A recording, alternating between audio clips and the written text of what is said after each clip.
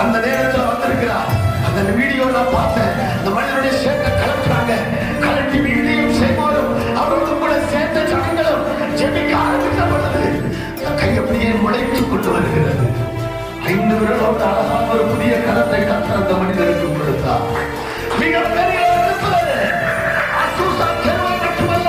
அமெரிக்க தேசத்தை அசைக்கக்கூடிய ஒரு மிகப்பெரிய எழுப்புதல் அங்கே உண்டானது.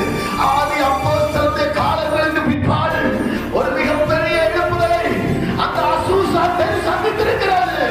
கிட்டத்தட்ட 50 லட்சம் சபைகள் அந்த எழுப்புதலினால அசூசா தெரு எழுப்புதலின் மூலமாக உருவாக்கப்பட்டது. 52வது வயதுல வில்லியம் செய்வோர் கத்தருக்குள்ளே அடைந்தார். அவர் சாகிறதற்கு முன்னால் ஒரு காரியத்தை சொன்னார். நீங்கள் இப்பொழுது கண்ட எழுப்புதல் மிகவும் சாதாரணமானது. நீங்கள் இப்பொழுது பார்த்த எழுப்புதல் மிகவும் சாதாரணமானது. 1922ஆம் வருஷம் வில்லியம் செய்வோர் அவர்கள் மறிக்கிறார்கள்.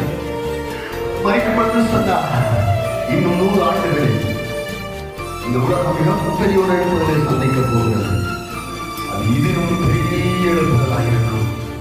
அவர் சாகும் பொழுது சொல்லிட்டு சென்றார். 22வது வருஷம் ஒரு மிகப்பெரிய எழுப்புதல்.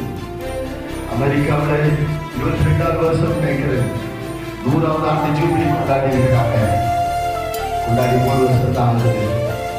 எழுப்புதலை பற்றி கொண்டிருக்கிறது. அந்த ஒரு மிகப்பெரிய எழுப்புதலை நம்முடைய தேசத்தில் உண்டாக போகிறார்.